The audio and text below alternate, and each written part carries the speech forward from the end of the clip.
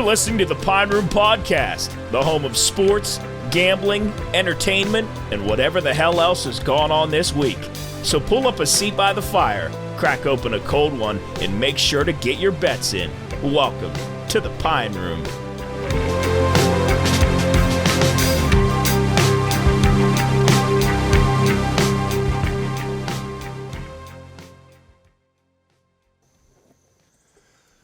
All right, everybody, welcome to the Pine Room exclusive, episode 7. We wanted to welcome on from Cross Lanes Christian High School out of Charleston, West Virginia, preseason All Big 12 first team. Lou Groza Award semifinalist in 2021, made all 35 extra point field goal attempts. Oh, shoot, I messed that up, Joe. What is that? What'd you do? All 35. All 35 extra point attempts. 19 out of 23 field goal attempts. We welcome on number 48 for the West Virginia Mountaineers, Legg. Casey, how you doing tonight? I'm doing well. Thanks for having me on. So, I'm excited. We wanted to start it out right now. For you being a Big 12 kicker in a Power 5 conference, is the last name Legg actually your last name, or is that something that you brought on? Because we know you just started playing football when you got to college, and were you like, I'm just going to pick the last name Legg because that sounds perfect? No, that's it. That's it. And that's honestly probably what people talk to me about the most. So I've heard that since I joined the team. Really. Do you have a nickname that goes along with Legg? Yeah, not one that I can quote. Oh, okay. Boy, that's interesting. We might have to hear that off air. Yeah, I've got a few. Yes, I saw that. I saw the Twitter handle Casey Legg 48. I was kind of hoping when I got on there to search you, it was going to be like Legatron 48 or something sick like that. Here's I my need some marketing help. Yeah, you do. Yeah. Here's my question. You went to Cross Lanes Christian. No, didn't have a football team, correct? Mm-hmm. Well, how the hell did Mountaineers like put you on the radar as a kicker when you didn't even kick field goals? Where did you kick for like a travel team or something? Well, that's a great question. I again never kicked in high school, and in the fall of my senior year, so that's October 2017, I just started kicking footballs for fun. And I met up with an old WVU kicker. His name's Mike Molinari. So I met up with him. He had worked with my dad. Met up with him, kicked with him, and that was really the de facto tryout. And I had no idea, which is probably a good thing that I had no idea that was my tryout. But I kicked with him in October 2017, and then he got hired at WVU. So that's how it all came together. I had been to 0 camps, obviously had 0 stats, and he's the one who took a chance on me and believed in me. So that's how it all came together. Did you walk on, or once he went to the Mountaineers, did he recruit you? I mean, it was preferred walk on. So I was still a walk on, but I was, I guess, assured a spot on the team. So when you started kicking, when you started kicking, where when you started to get comfortable, where were you comfortable kicking from? Like where like 30 yards, 35? When you first started. Yeah, well, that day I kicked from 60. Wait a second. And that's the thing is, and I got to clarify it a little bit. Yeah. It was with a composite football, like a Wilson football. So that's not necessarily transferable to what I do now, and kind of live snap hold. Like the in-game operation, it's much harder to kick the ball that far. But that was literally the first day I kicked. And that was a Tuesday in October 2017. I had no idea what I was doing. I could kick with that composite ball. I could kick from 60. Dude, that's Justin Tucker shit right with there. With a composite ball, Justin Tucker would be good from 85. Yes. So you gotta, there's definitely a asterisk next to that. So, that's when I from that point on, I believed that I could do it. But really still had no idea. So, what was going on. are you do you kick things for fun? Like, is that what you What do did? you mean, before, like before kick his dog? No, I mean before you got into kicking football, did you kick anything else? Did you He's play a soccer. Yeah, he was a I'm a soccer player through and through. Okay, all right. Casey, when you had your first kick with a crowd, were you just terrified? I mean, because you didn't play football, so that had to be completely nerve-wracking.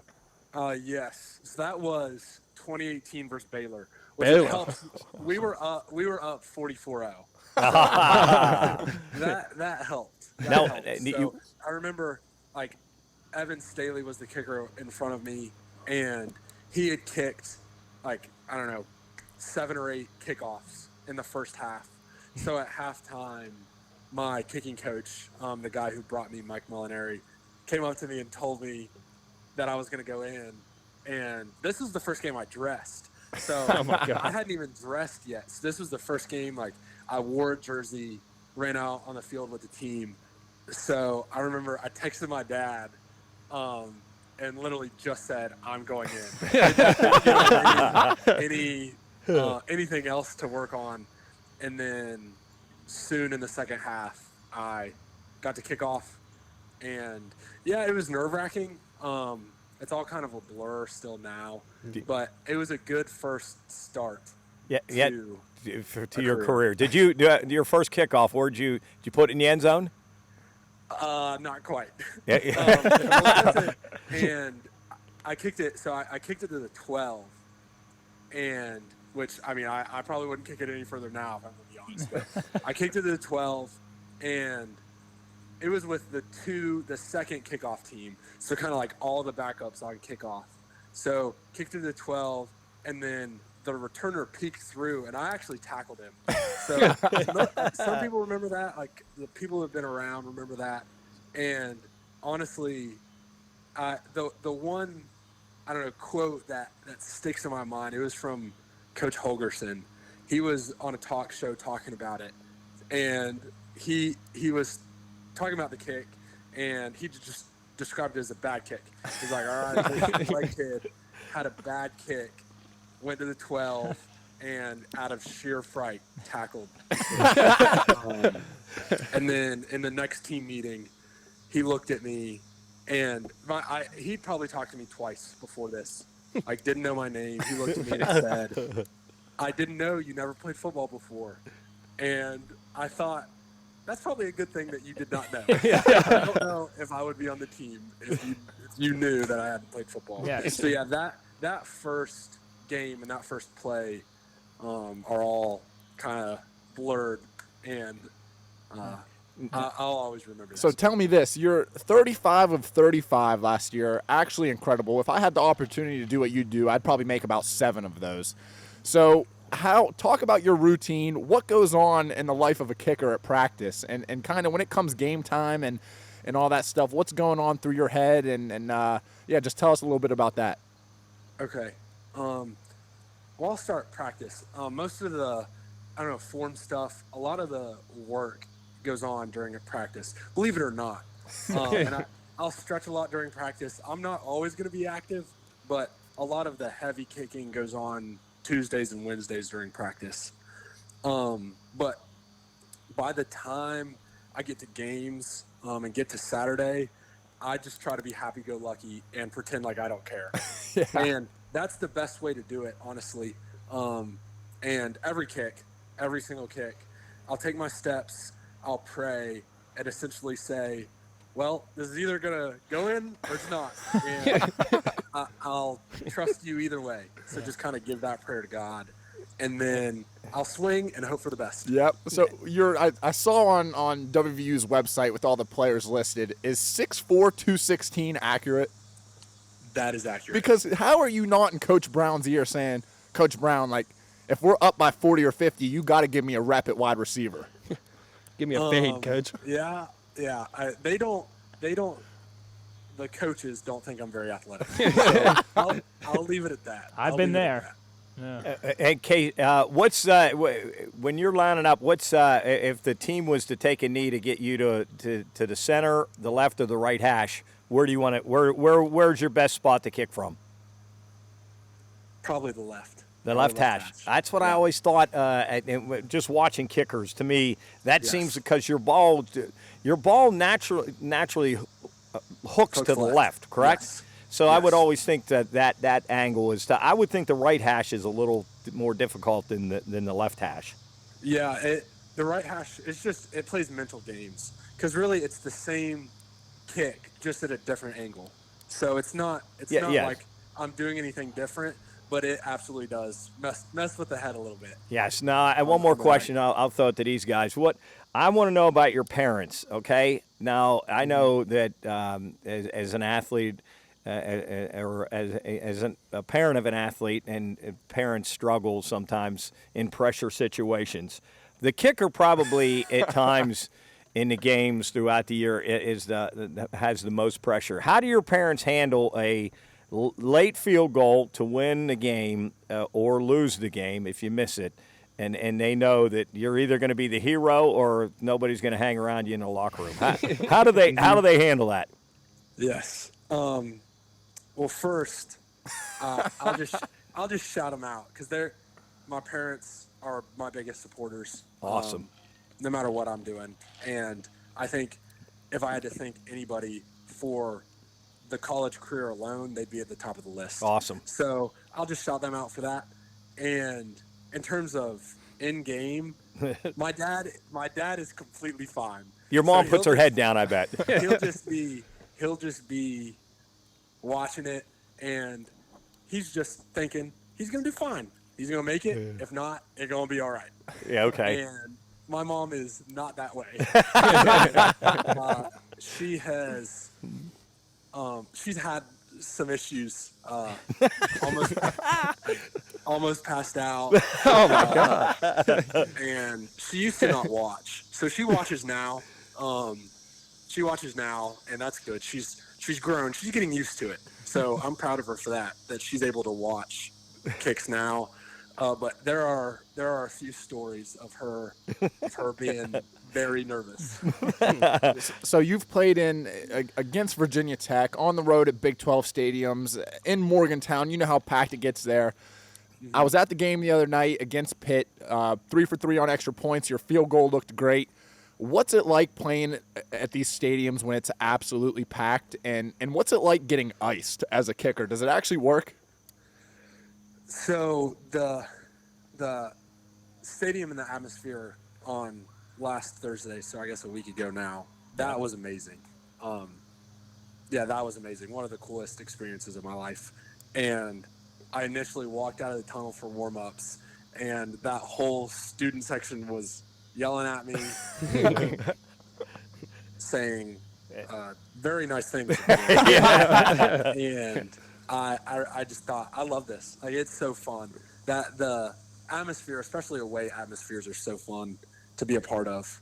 And that the Virginia Tech game at home last year and the Pitt game this year the atmospheres were amazing. Yeah. And it's cool that one was home, one was away, and to be able to experience both of those are experiences I'll never forget. And in terms of icing, I don't think it works. I don't, because honestly, once I'm on the field, everything's kind of calm. So another opposing coach can ice me as much as they want, but it changes nothing of what I do. Like, I just swing absolutely, and hope for the best. Yeah. Like, I'm always going to swing and hope for the best and pray it out. I love that. And it doesn't really matter whether they take a timeout or not. So I've been iced a couple times, missed a couple, made a couple. And I think that just has to do with the natural ups and downs of kicking more so than those mind games. Yeah. So you've been successful in your career so far, and I'm sure you got some big stuff to come. When you were coming through like middle school and high school, obviously you didn't play football. Would you ever have expected to be where you are right now? I'm gonna be honest. People have asked this, and I struggle with how to answer it because for a lot of I'd say 11, 12, 13, 14, I was just a cocky little sports player.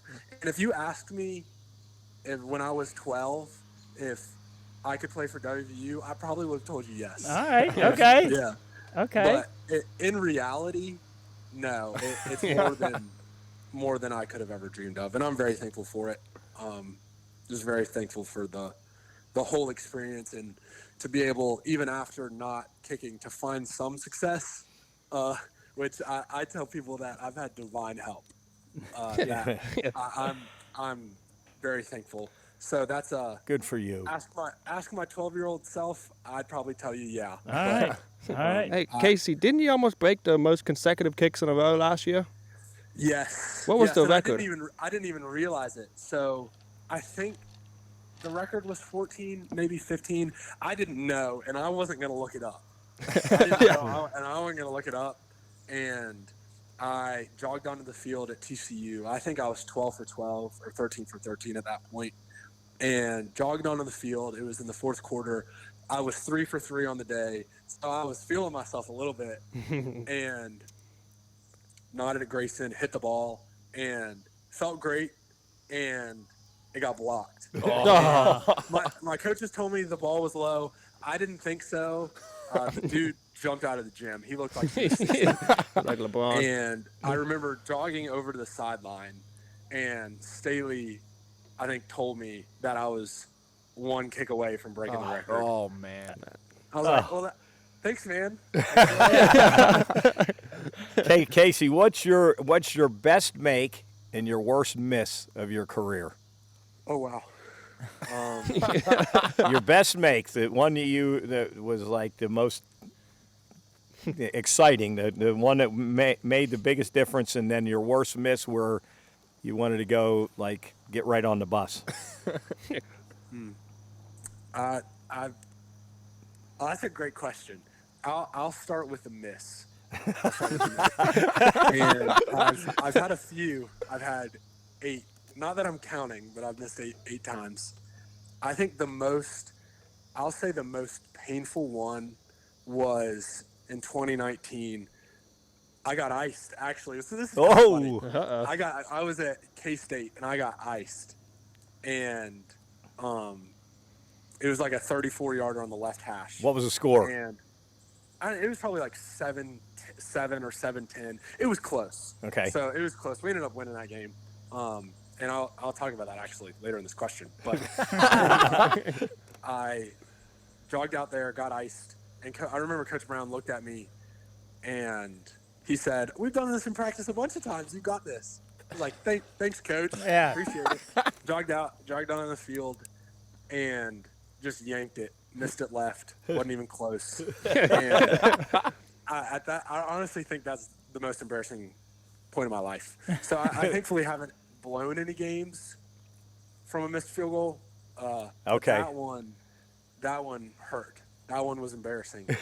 So later in that game, so this is still that 2019 K-State game. Later in that game, they jogged me out for a 51-yarder. So I'm 0 for 1 on the day and 1 for 3 in my career. So that's not a great start. One of those got blocked. Didn't think it was my fault, but I was still 1 for 3 in my career, 0 for 1 on the day, and they jogged me out for a 51-yarder, same from the left hash. And I remember thinking about that kick and thinking, this is my career right now. You gotta think, like, I've never kicked field goals. If I start my career 1 for 4, I don't think they're gonna jog me back out here ever again. So You nailed it. I nailed it. That's And awesome. That I don't know, that kick really kind of carried me through. Just kind of that encouragement, even from God, like, you're here for a reason. It's gonna work out. Yeah. So those two, just kind of back to back, were very impactful. That's Tell me this: if you are, let's just say you're up by 70 one game, and Coach, by how many? 70. Oh. It's 70-0 Mountaineers, and Coach Brown says, "Casey, you've had a hell of a career. We want to reward you by giving you one possession at quarterback." Do you think you're leading you guys in for at least a field goal attempt down the field, or you think you can lead them down to a touchdown if you get to play quarterback for one possession? If we're up 70-0, I'd like my chances. You're like, I like them. So, Casey. I can take a hit. Like, I'm 6'4", I guess 218 today or 217. Must have had a good meal. So I think I could do it. I think I could do it. So that's not. I can promise you that that's an experiment that Coach Brown would never try. Casey, do kickers have to run conditioning? But if he did, I'd be ready. Casey, do the kickers ever have to run conditioning? We do. So not so much in the season, but during the off season, like from January to July, we run conditioning, and I like those parts. Honestly, I'm absolutely fine with running because that's what I always did for soccer. The lifts are what I struggle with more. So I've grown to believe in the lifts, but the lifting is the harder part. I think. I hate lifting. Hey, Casey, and we're going to wrap this up. We want to talk a little bit about Kansas and then the rest of your schedule. But is Mountaineer Field, everybody talks about it, is really one of the most special places in the country as a home field to play, and the passion of our crowd and the Mountaineer people. Is it a really special place week in and week out to play? Yes, I love it, and I grew up loving it. Got to experience it as a kid, and I think that's what makes it special for me, is that I saw it at the heights from 2005, 2006, 2007. Oh, good years, man. Yes. And then I got to experience it as well for some really fun games. I remember the 2018 Oklahoma game, that shootout. Kyler Murray, we lost. man. Yes, and that crowd. Willie G, I was there. Yeah, great night. Yeah. That crowd, along with the Virginia Tech crowd last year, are two of my favorite days ever. Do you notice a difference in the crowd at like a noon game, 3:30, or a night game? Is there any difference? Because the late game, man, there's a lot of Mountaineers that have, been Had too many and missed the game. Do you notice any difference in the crowd? Like, is it the same, or is a late game, a more raucous crowd that is crazy? Well, the thing, we haven't had very many late games. That's the I haven't, and I think COVID maybe messed a few up. So really, the last night game that I remember is that Oklahoma game, and we might have had one since then, but I don't know. I mean, I think Mountaineer fans are always crazy. It doesn't matter if it's 12 o'clock or 6 o'clock. Definitely. Hey, Casey, I got one more for you. This last question is presented by Busch Light and Karen Bauer Distribution. So we wanted to ask you, if you got to be sponsored by one chicken company in the country, because your last name's Legg, Chicken Legg, it just sounds too easy. So presented by Busch Light and Karen Bauer. If you had to be sponsored, your huge NIL deal by anyone in the country, who are you picking? So this is you get to eat chicken and you call them, hey, bring me a 12 piece of this, or bring me a chicken sandwich from here. They have to bring it to you. Yeah, it's Chick-fil-A. Over Popeyes? It's Chick-fil-A. A lot of time and money at Chick-fil-A. So we'll roll with that. Hey, Casey, you guys are going into week 2 now. Kansas. I think Kansas is a really improved team. I know Coach Brown thinks they're very good, and I think Kansas is much improved. What is your feeling about Kansas this week? Yeah, I mean, I agree with you, and every year I've gotten to play them, they've played us tough. So that's what we're expecting, and of course we're focused on ourselves and our preparation, and making sure we're ready to go, and that's really all we can control.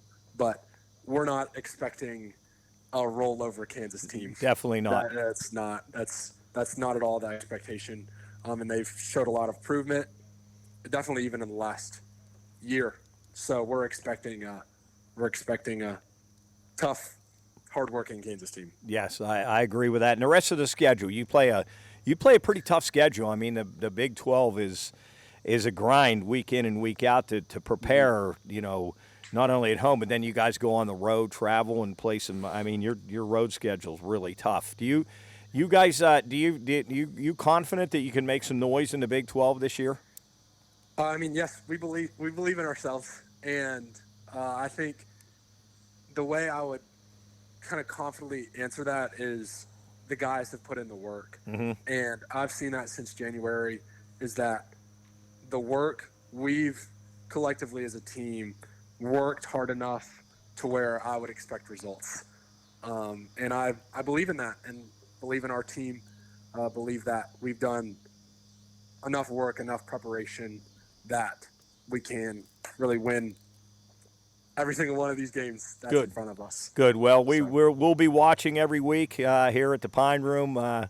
If you're ever up the Wheeling way, you ever been up to Wheeling? Maybe a couple times, maybe for some soccer tournaments. Okay. That's not the first destination town. Well, I didn't say a destination town. I was just saying, did you come? Right. I think I've passed through a couple times. But if you ever come up this way, just call Soup or Brian here, and we'd love to have you. And man, we'll be pulling for you, and hope you pull. What would it mean to you if you won the Lou Groza Award? It'd be awesome. I'd be very thankful. I've thought about it. I try not to think about it too much, but yeah, it'd be such an honor. So we'll see what happens. Well, I hope you do. We're pulling for you, and we'll be rooting up here in Wheeling for you. And we love our Mountaineers, man. We're Mountaineers, true and true. So Casey, I got a great feeling you're going to win a couple games for the Mountaineers this year. Man, we could talk to you for this for a whole nother hour, but we really appreciate you coming on. We had a blast. We're going to make some trips down to Morgantown for some Mountaineer games over the next couple months. So we're excited to watch you, man, and keep working hard, and let's go Mountaineers. Yeah, that's right. Well, thank you. Thank you all for having me on. All right, Casey. Casey, thank you, thanks man. a million. Thanks, Casey. We appreciate your time, buddy. Good luck. Good luck Saturday. Thank you. See ya. See you.